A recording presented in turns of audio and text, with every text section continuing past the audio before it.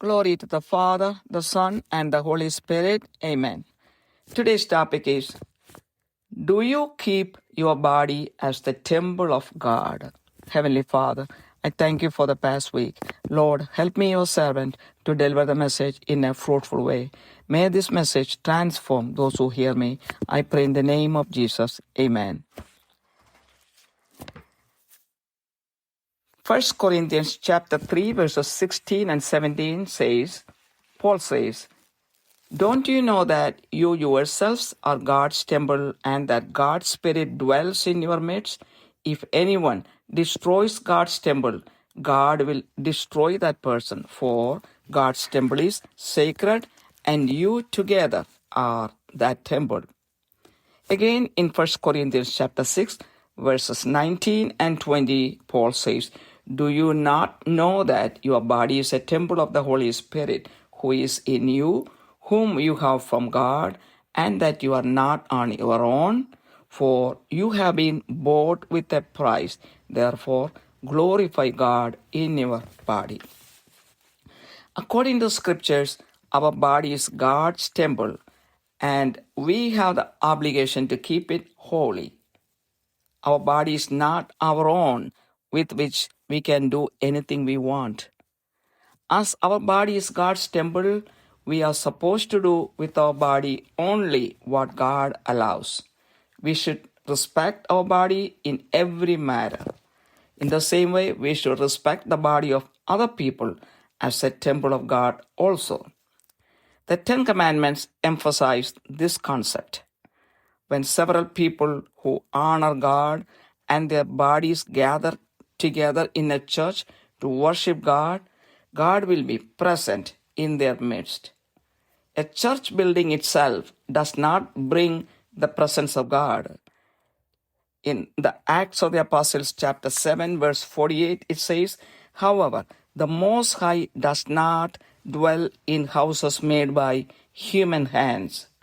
1 Corinthians chapter 12, verse 27 says, now you are the body of Christ and each one of you is a part of it. Like the branches of a tree, we are part of the body of Jesus Christ. Another point, God owns your body and He is the creator of your body. In Genesis chapter 1 verse 27, it says, God created man in His own image.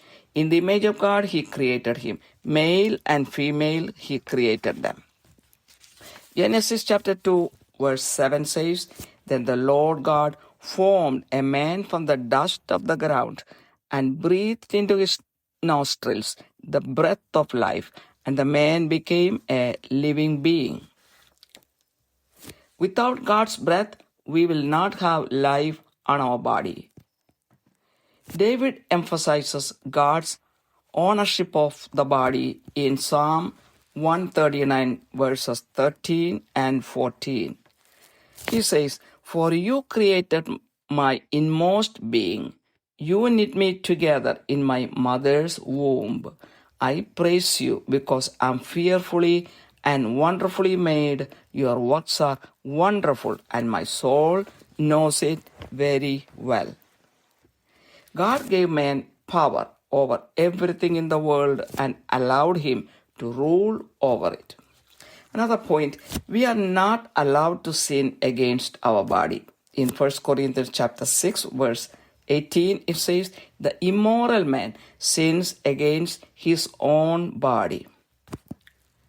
Each person should examine himself or herself and find out if he or she is a moral person or immoral person.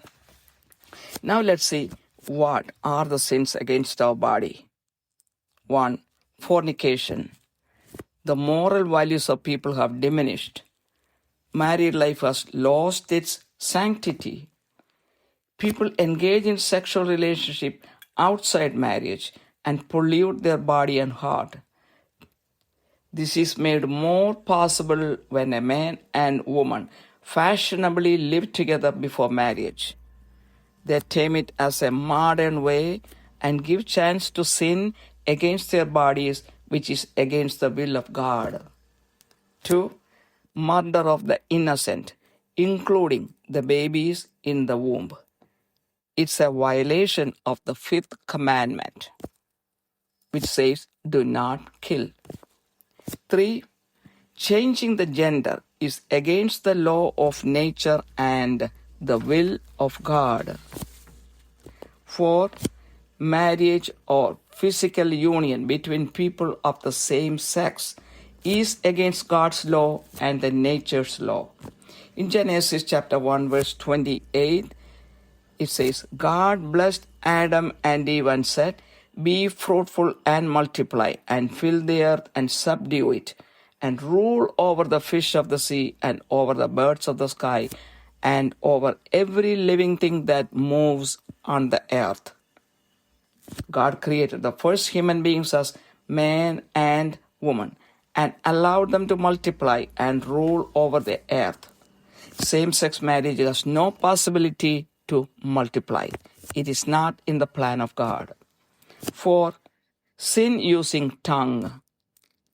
In the book of Jacob, chapter 3, verse 6, it says, and the tongue is a fire, the very world of iniquity. The tongue is set among our members as that which defiles the entire body and sets on fire the course of our life and is set on fire by hell. The sins caused by our tongue lead to other evils. 5. Misusing alcohol and drugs. It takes away the right sense of a person and leads to various evils and physical ailments, including death. They cannot properly carry out their responsibilities, which is against man and God. When they are out of mind, the evil forces take control of their mind. 1 Corinthians chapter 6, verse 10 says, drunkards will not enter the kingdom of heaven. 6. Overeating. By overeating, people destroy the normal functions of the body. People who overeat get sick and become incapable of carrying out their responsibilities properly.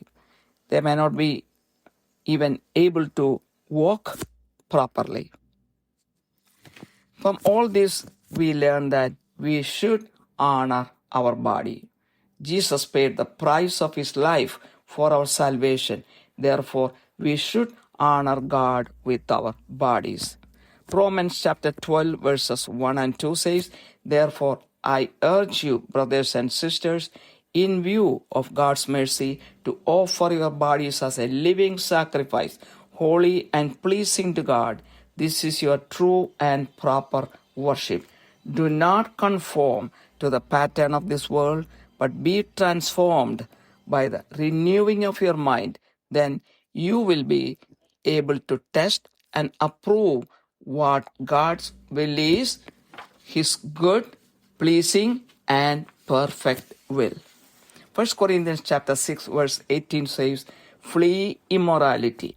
Every other sin a man commits is outside the body, but the immoral man sins against his own body. We should use our body for the glory of God. God expects everyone to use our body to glorify God. From morning until we sleep, everything we do should be intended to glorify God. When we do our job with this intention, no matter how hard our work is, we will not feel tired. God will keep on giving us strength we need. I have been experiencing that in my life. People who do things for their own comfort will get tired easily. In the book of Isaiah chapter 40 verse 31 it says, yet those who wait for the Lord will gain new strength. They will mount up with wings like eagles. They will run and not get tired. They will walk and not become weary. In 1 Corinthians chapter 10 verse 31, it says, so whether you eat or drink or whatever you do, do it all for the glory of God. In Philippians chapter 1 verse 20, Paul says, I eagerly expect and hope that I will in no way be ashamed, but will have sufficient courage, so that now, as always, Christ will be exalted in my body. In Romans chapter 12, verses 4 and 5, Paul says, "For just as each of us has one body with many members, and these members do not all have the same function, so we who are many are one body in Christ, and individually members one of another." We should respect our spiritual body. Every person has a physical body and a spiritual body which we cannot see. In 1 Corinthians chapter 15, verse 44, it says, "If there is a natural body, there is also a spiritual body." When we disrespect our physical body and commit sin, the glory of our spiritual body diminishes. In conclusion, through scriptures, we know that God values our bodies. Our bodies are said to be a temple of the Holy Spirit, and we are called to take care of and honor God's temple. In Proverbs chapter 3, verses 7 and 8, it says, "Do not be wise in your own eyes. Fear the Lord and shun evil. This will bring health to your body and nourishment to your bones." In Revelation chapter 22, verses 14 and 15, it says, "Blessed are those who wash their robes, so that they may have the right to the tree of life and may enter by the gates into the city. Outside are the dogs and the sorcerers and the immoral persons and the murderers and the idolaters and everyone who loves and practices lying." Finally, in Revelation chapter 22, verse 12, it says, "Behold, I am coming quickly, and my reward is with me to render to every man according to what he has done." With this, the message ends. Heavenly Father, I glorify your name. Lord, bless each and everyone who hears this message. Lord, help everyone to respect the body as the temple of God, to keep away from immoral activities, and to offer the body as a living sacrifice to God. I pray in the mighty name of Jesus Christ. Amen. പിതാവിനും പുത്രനും പരിശുദ്ധാത്മാവിനും മഹത്വമുണ്ടായിരിക്കട്ടെ. ഇന്നത്തെ ചിന്താവിഷയം: നമ്മുടെ ശരീരം ദൈവത്തിൻ്റെ ആലയമായി സൂക്ഷിക്കുന്നുണ്ടോ? കാരുണ്യവാനായ സ്വർഗ്ഗസ്ഥ പിതാവേ, കഴിഞ്ഞ ഒരാഴ്ചയ്ക്കായി നന്ദി പറയുന്നു. ഇന്നത്തെ സന്ദേശം വേണ്ടതുപോലെ മറ്റുള്ളവരിലേക്ക് കൈമാറുവാൻ ഈ ദാസിയെ സഹായിക്കണമേ. കേൾക്കുന്നവരിൽ രൂപാന്തരം ഉണ്ടാകുവാൻ ഇടയാക്കണമേ. യേശുവിൻ്റെ നാമത്തിൽ തന്നെ ആമേൻ. 1 കൊറിന്ത്യൻ 3-ാമത്തെ അധ്യായത്തിൻ്റെ 16-17 വചനങ്ങളിൽ പൗലോസ്ലീഹ പറയുന്നു, "നിങ്ങൾ ദൈവത്തിന്റെ മന്ദിരമെന്നും ദൈവത്തിന്റെ ആത്മാവ് നിങ്ങൾ വസിക്കുന്നുവെന്നും അറിയുന്നില്ലയോ? ദൈവത്തിന്റെ മന്ദിരം നശിപ്പിക്കുന്നവനെ ദൈവം നശിപ്പിക്കും. ദൈവത്തിന്റെ മന്ദിരം വിശുദ്ധമല്ലോ, നിങ്ങളും അങ്ങനെ തന്നെ." 1 കൊറിന്ത്യൻസ് 6-19-20 വചനങ്ങളിൽ പൗലോസ്ലീഹ വീണ്ടും പറയുന്നു, "ദൈവത്തിന്റെ ദാനമായി നിങ്ങളിൽ ഇരിക്കുന്ന പരിശുദ്ധാത്മാവിന്റെ മന്ദിരമാകുന്നു നിങ്ങളുടെ ശരീരമെന്ന് നിങ്ങളെ വിലയ്ക്ക് വാങ്ങിയിരിക്കയാൽ നിങ്ങൾ താന്താങ്ങൾക്കുള്ളവരല്ല എന്നും അറിയുന്നില്ലയോ? ആകയാൽ നിങ്ങളുടെ ശരീരം കൊണ്ട് ദൈവത്തെ മഹത്വപ്പെടുത്തുവിൻ" എന്ന്. വചനപ്രകാരം നമ്മുടെ ശരീരം ദൈവത്തിൻ്റെ ആലയമാണ്. ആ ആലയത്തെ വിശുദ്ധമായി സൂക്ഷിക്കുവാനുള്ള കടമ നമുക്ക് ഓരോരുത്തർക്കും ഉണ്ട്. നമ്മുടെ ശരീരം ദൈവത്തിൻ്റെതാണെങ്കിൽ അത് നമ്മളുടെ സ്വന്തമല്ല.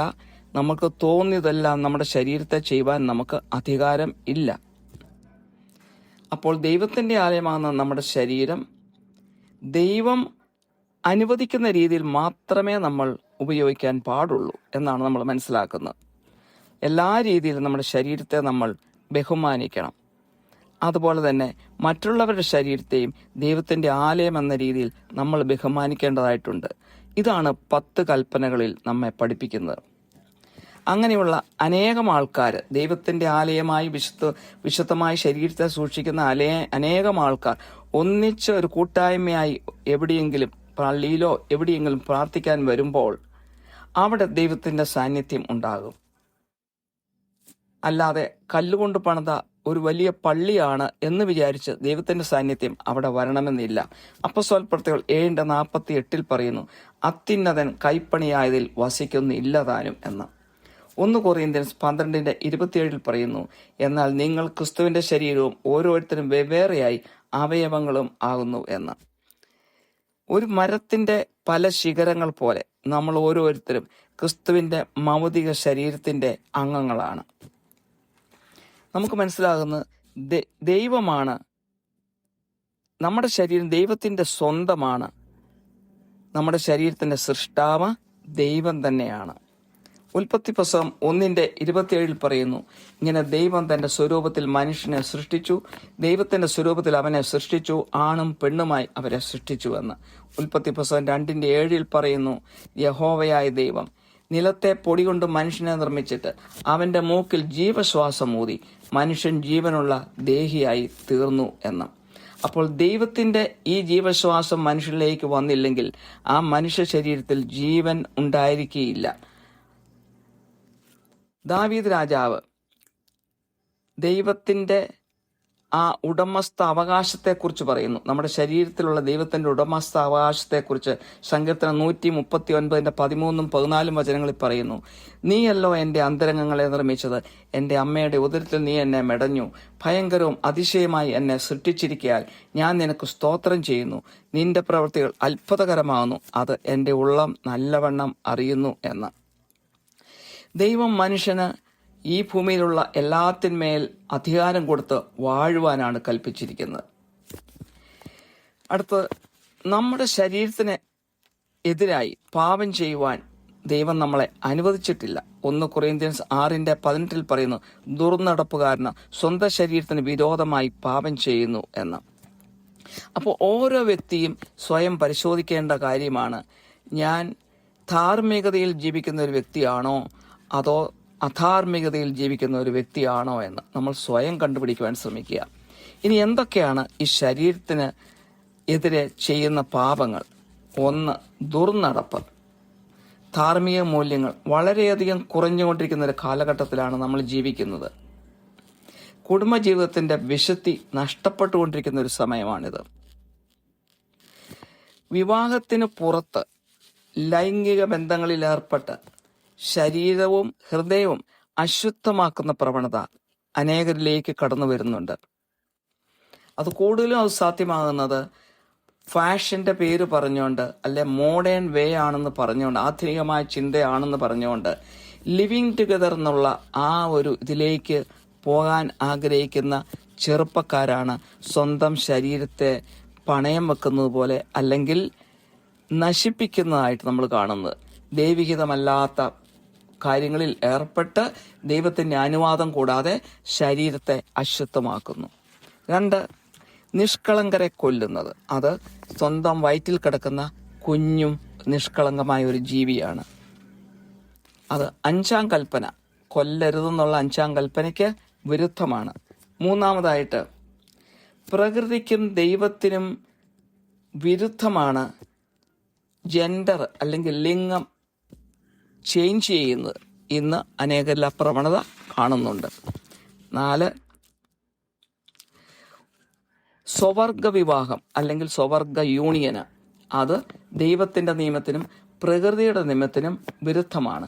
ഉൽപ്പത്തി പുസ്തകം 1:28 പറയുന്നു, ദൈവം അവരെ അനുഗ്രഹിച്ചു, നിങ്ങൾ സന്താനപുഷ്ടിയുള്ളവരായി പെരുകി ഭൂമിയിൽ നിറഞ്ഞ് അതിനെ അടക്കി സമുദ്രത്തിലെ മത്സ്യത്തിന്മേലും ആകാശത്തിലെ പറവജാതിന്മേലും സകല പൂജര ജന്തുവിന്മേലും വാഴുവിനെന്ന് അവരോട് കൽപ്പിച്ചു എന്ന്.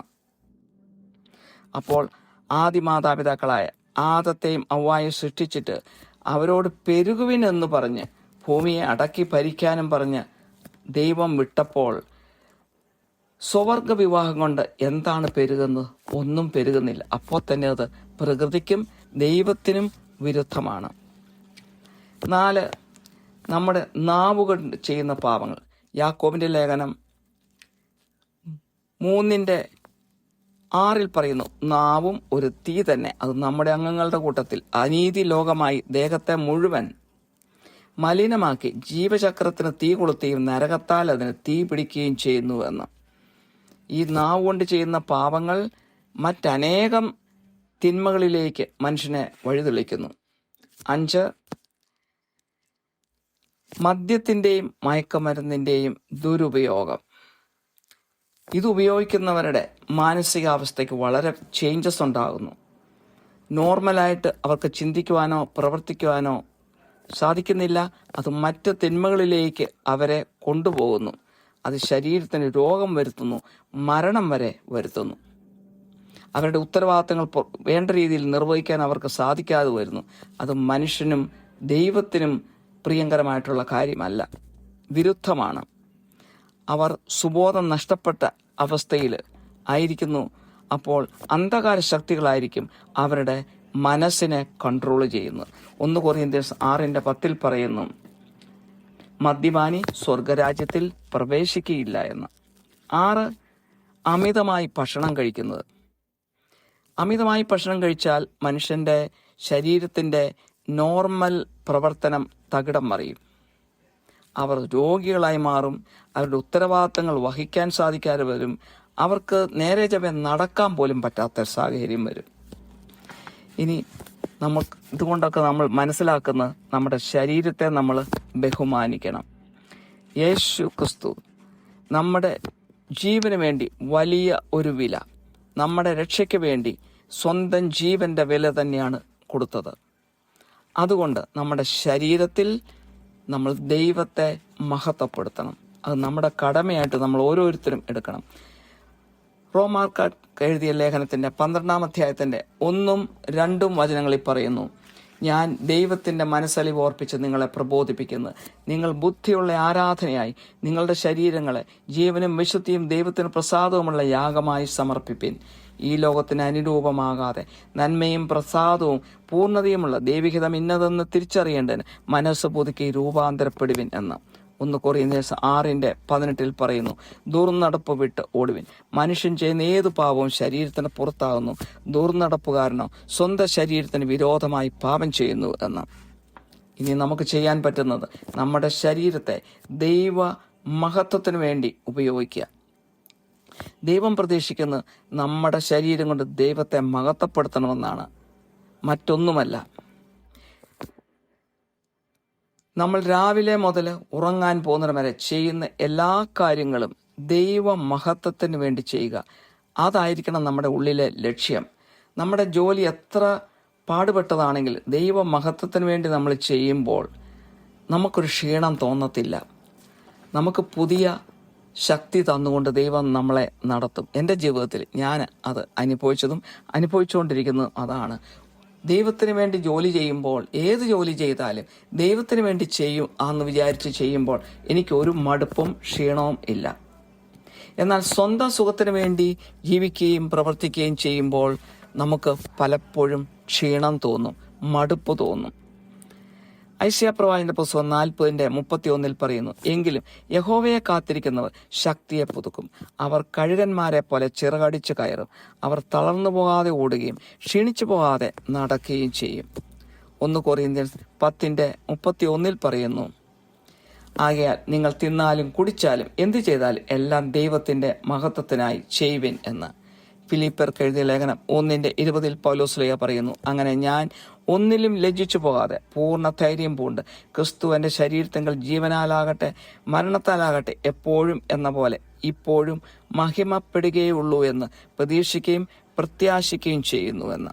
റോമാക്കാർക്ക് എഴുതിയ ലേഖനം 12:4-5 വചനങ്ങളിൽ പറയുന്നു, ഒരു ശരീരത്തിൽ നമുക്ക് പല അവയവങ്ങൾ ഉണ്ടല്ലോ, എല്ലാ അവയവങ്ങൾക്കും പ്രവൃത്തി ഒന്നല്ലതാനും. അതുപോലെ പലരായ നാം ക്രിസ്തുവിൽ ഒരു ശരീരവും എല്ലാവരും തമ്മിൽ അവയവങ്ങളും ആകുന്നു.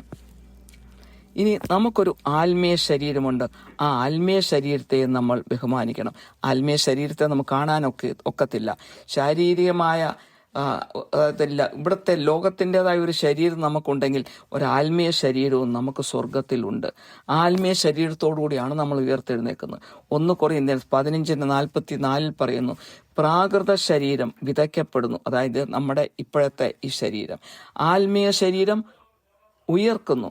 പ്രാകൃത ശരീരം ഉണ്ടെങ്കിൽ ആത്മീയ ശരീരവും ഉണ്ട് എന്ന്. നമ്മുടെ പ്രാകൃത ശരീരത്തെ, അതായത് നമ്മുടെ സ്വന്തം ശരീരത്തെ നമ്മൾ പാപത്തിനായി വിട്ടുകൊടുത്താൽ നമ്മുടെ ആത്മീയ ശരീരത്തിൻ്റെ മഹത്വവും കുറഞ്ഞു പോകുന്നു. ഇനി കൺക്ലൂഷനായിട്ട് പറയട്ടെ, നമ്മുടെ ശരീരത്തെ നമ്മൾ ദൈവത്തിൻ്റെ ആലയമായിട്ട് സൂക്ഷിക്കണമെന്നാണ് വചനത്തിൽ ഉടനീളം പറയുന്നത്. അതായത് നമ്മുടെ ശരീരത്തിൽ പരിശുദ്ധാത്മാവ് വസിക്കുന്നു. അപ്പോൾ ആ പരിശുദ്ധാത്മാവ് വസിക്കുന്ന ആ ശരീരത്തെ നമ്മൾ മാക്സിമം ബഹുമാനിക്കുകയും അത് വിശുദ്ധമായി സൂക്ഷിക്കുകയും ചെയ്യണം. സദൃശവാക്യങ്ങൾ 3:7-8 വചനങ്ങളിൽ പറയുന്നു, നിനക്ക് തന്നെ നീ ജ്ഞാനിയായി തോന്നരുത്, യഹോവയെ ഭയപ്പെട്ട് ദോഷം വിട്ടുമാറുക, അത് നിന്റെ നാഭിക്ക് ആരോഗ്യവും അസ്ഥികൾക്ക് തണുപ്പും ആയിരിക്കുമെന്ന്. വെളിപാടിന്റെ പുസ്തകം 22:14-15 വചനങ്ങളിൽ പറയുന്നു, ജീവന്റെ പക്ഷത്തിൽ തങ്ങൾക്ക് അധികാരമുണ്ടാകേണ്ടതിനും ഗോപുരങ്ങൾ കൂടി നഗരത്തിൽ കടക്കേണ്ടതിനും തങ്ങളുടെ വസ്ത്രം അലക്കുന്നവർ ഭാഗ്യവാന്മാർ. നായ്ക്കളും ക്ഷുദ്രക്കാരും ദുർനടപ്പുകാരും കൊലപാതകന്മാരും ബിംബാരാധികളും പോഷ്കിൽ പ്രിയപ്പെടുകയും അതിനെ പ്രവർത്തിക്കുകയും ചെയ്യുന്ന ഏവനും പുറത്തു തന്നെ. ഇതാ ഞാൻ വേഗം വരുന്നു, ഓരോരുത്തരും അവനവന്റെ പ്രവൃത്തിക്ക് തക്കവണ്ണം കൊടുപ്പാൻ പ്രതിഫലം എന്റെ പക്കൽ ഉണ്ട്.